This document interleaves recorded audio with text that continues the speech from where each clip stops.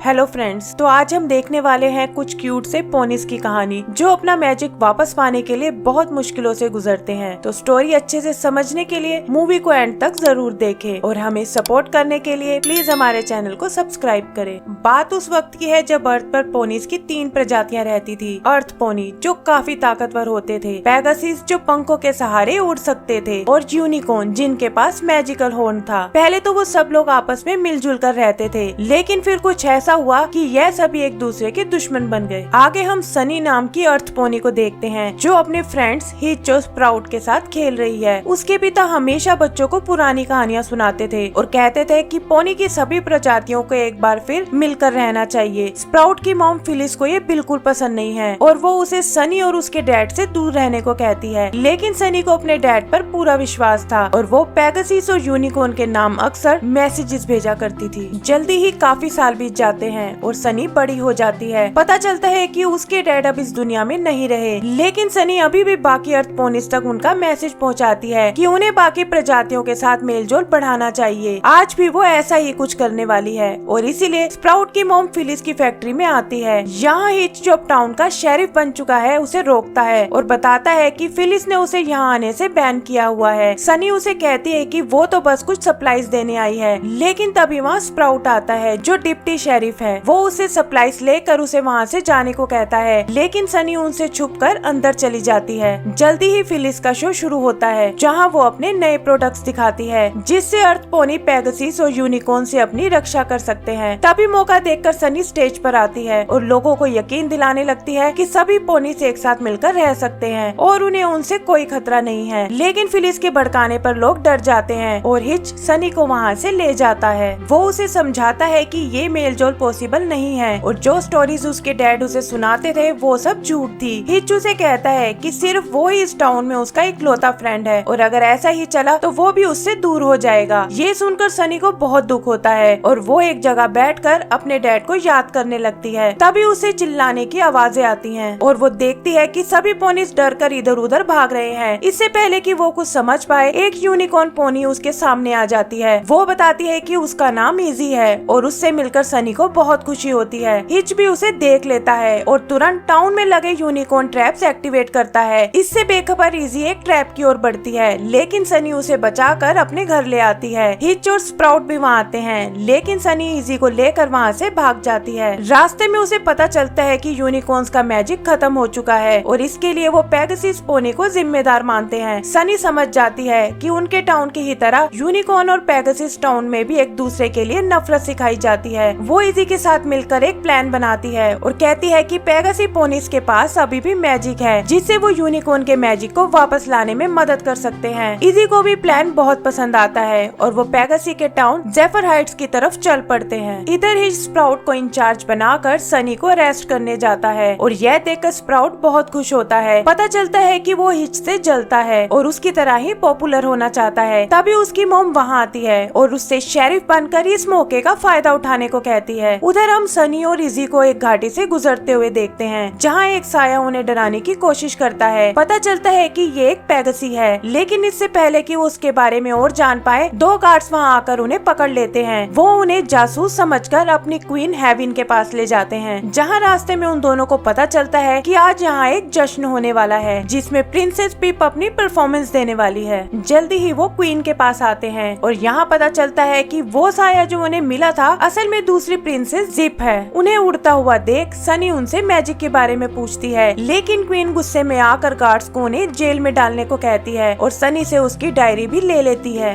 वो दोनों देखती हैं कि ये जेल बहुत शानदार है और तभी जिप उनसे मिलने आती है। वो उनसे मैजिक के बारे में पूछती है, लेकिन सनी बताती है कि यूनिकॉर्न का मैजिक गायब हो चुका है और इसीलिए वो उनसे मदद लेने आई है। जिप उसकी डायरी वापस देती है और उन्हें अपने साथ एक रूम में ले जाती है। वहाँ वो बताती है कि कैसे पेगासी का मैजिक भी गायब हो चुका है और वो तो बस कुछ पंखों और तारों की वजह से उड़ते हैं ताकि उनके लोग उन पर विश्वास बनाए रखें। यहाँ वो उन्हें ग्लास में बने एक स्टार दिखाती है जो बिल्कुल वैसा है जैसा सनी की डायरी पे है। यही सनी एक क्रिस्टल का डिजाइन देखती है और जिप बताती है कि ये पेगासी क्रिस्टल है जो उसकी मोम के क्राउन में लगा हुआ है। सनी देखती है कि वहाँ पर एक यूनिकॉर्न क्रिस्टल का भी डिजाइन है जो पेगासी क्रिस्टल में एकदम अच्छे से फिट हो रहा है। वो समझ जाते हैं कि शायद ये एक दूसरे में फिट फिट होने के लिए बने हैं और इसी से उनका मैजिक वापस आ सकता है। इजी बताती है कि पेगासी क्रिस्टल उनके टाउन ब्राइडल वुड में है और वो तीनों प्लान बनाते हैं कि आज के जश्न में वो क्वीन हेवन का क्रिस्टल चुरा कर पेगासी क्रिस्टल लेने जाएंगे। वो लोग एक फेक क्राउन बनाते हैं और बड़ी चालाकी से उसे असली क्राउन से रिप्लेस कर देते हैं, लेकिन तभी वहाँ हिच आ जाता है और उससे बचने के लिए सनी और इजी कंट्रोल रूम में घुस जाते हैं। उन्हें देखकर वहाँ बैठा ऑपरेटर घबरा जाता है और उससे वायर्स का कंट्रोल बिगड़ जाता है। परफॉर्मेंस देती पिप इस वजह से हवा में लटक जाती है और पब्लिक को पता चल जाता है कि रॉयल फैमिली उड़ने का नाटक कर रही थी। लोग इस बात से बहुत नाराज होते हैं और क्वीन को अरेस्ट कर लिया जाता है। सनी और उसकी फ्रेंड्स किसी तरह बचकर वहाँ से भाग जाती है और क्राउन में लगा क्रिस्टल वहीं रह जाता है। बाहर उन्हें इस बात का पता चलता है और वो वापस अंदर जाने का प्लान करते हैं, लेकिन तभी पिप वो क्रिस्टल वहाँ लाती है और पूछती है कि आखिर इसमें ऐसा क्या खास है। जिप उसे सारी बात बताती है और वो भी उनके साथ आने को तैयार हो जाती है। उधर अपनी मॉम के कहने पर स्प्राउट लोगों को भड़काना शुरू करता है कि यूनिकॉर्न और पेगासी मिलकर उन पर अटैक करने वाले हैं। लोग भी डर जाते हैं और इस बात का फायदा उठाकर वो अपनी मॉम की फैक्ट्री में एक बड़ी सी मशीन बनाने लगता है ताकि टाइम आने पर इसे अपने बेनिफिट के लिए यूज कर सके। इधर ब्राइडल वुड जाते हुए वो लोग एक जगह आराम करते हैं जहाँ इजी वही मैसेज दिखाती है जो बचपन में सनी ने भेजा था और कहती है कि इसे ही देखकर वो उनके टाउन में आई थी। हिच भी समझ जाता है कि शायद सनी सही थी और पोनिस की सभी प्रजातियां आपस में मिलजुल कर रह सकती हैं और वो भी उनका साथ देने को तैयार हो जाता है। जल्दी ही वो इजी के घर पहुंच जाते हैं जहां वो उनका मेकअप करके उन्हें यूनिकॉर्न जैसा बना देती है ताकि कोई उन्हें पहचान न पाए। आगे वो एक शॉप पर जाते हैं जहां का मालिक एल्फा क्रिस्टल कलेक्ट करने का शौकीन है और उसे शर्त लगाने का भी बहुत शौक है। उन्हें वहाँ वो यूनिकॉर्न क्रिस्टल दिखता है और सनी एल्फा को चैलेंज करती है। वो पेगासी क्रिस्टल दांव पर लगाती है और ये देखकर एल्फा तैयार हो जाता है। वो कहता है कि उन्हें एक डांसिंग गेम खेलना है और जीतने वाला दोनों क्रिस्टल ले जाएगा। सनी किसी तरह उसे हरा देती है, लेकिन सबको उनके नकली यूनिकॉर्न होने का पता चल जाता है। एल्फा उसे चीटर बोलता है और उनसे वो पेगासी क्रिस्टल देने को कहता है, लेकिन वो लोग उसे बेवकूफ बनाकर यूनिकॉर्न क्रिस्टल भी अपने साथ ले जाते हैं। भागते हुए उन्हें क्वीन हेवन मिलती है जो जेल तोड़कर भाग आई है। एल्फा भी उन्हें पकड़ने आता है और अपने क्रिस्टल मांगता है। तभी क्वीन के पीछे पेगासी सोल्जर भी वहाँ आ जाते हैं और वहाँ पेगासी और यूनिकॉर्न में बहस होने लगती है। सनी सबको शांत करती है और बताती है कि कैसे इन दोनों क्रिस्टल को जोड़ने से उनकी मैजिक पावर्स वापस आ सकती हैं। वो उन दोनों क्रिस्टल को जोड़ते हैं, लेकिन देखते हैं कि उससे कोई फर्क नहीं पड़ा। वो एक बार फिर कोशिश करती है, लेकिन कोई फायदा नहीं होता। लोगों को भी लगता है कि ये सब शायद बेकार की बात है और वो वहाँ से जाने लगते हैं। सनी को बहुत दुख होता है और वो दोनों क्रिस्टल्स एल्फा और क्वीन को लौटाकर हिच के साथ वापस अपने टाउन में आ जाती है। हिच उसे घर छोड़ता है और सनी यह सोचकर बहुत उदास होती है कि वो अपने पिता का सपना पूरा नहीं कर पाई। कुछ सामान हटाते वक्त उसे अपनी टेबल पर एक डिजाइन दिखता है जो उन क्रिस्टल से मैच खाता है, लेकिन वो देखती है कि उसके बीच में एक तीसरे क्रिस्टल की भी जगह है। तभी उसे अपने पिता का बनाया एक टॉय दिखता है जिस पर भी एक क्रिस्टल लगा हुआ है। वो जैसे ही उसे टेबल पर बने डिजाइन में रखती है, वो क्रिस्टल उसमें फिट हो जाता है। वो समझ जाती है कि उन्हें इन तीनों क्रिस्टल को इसी टेबल पर जोड़ना होगा। ये बात हिच को बताने वो बाहर जाती है, लेकिन देखती है कि पूरा टाउन खाली है। तभी हिच वहाँ आता है और वो लोग देखते हैं कि कुछ पोनीज फिलिस की फैक्ट्री की ओर जा रहे हैं। यहाँ पता चलता है कि स्प्राउट ने खुद को टाउन का किंग बना दिया है और सभी को पेगासीज और यूनिकॉर्न पर अटैक करने के लिए उकसा रहा है। हिच और सनी उसे समझाने की कोशिश करते हैं और बताते हैं कि वो हमारे लिए खतरा नहीं है क्योंकि उनके पास कोई मैजिक नहीं है। स्प्राउट उनकी एक नहीं सुनता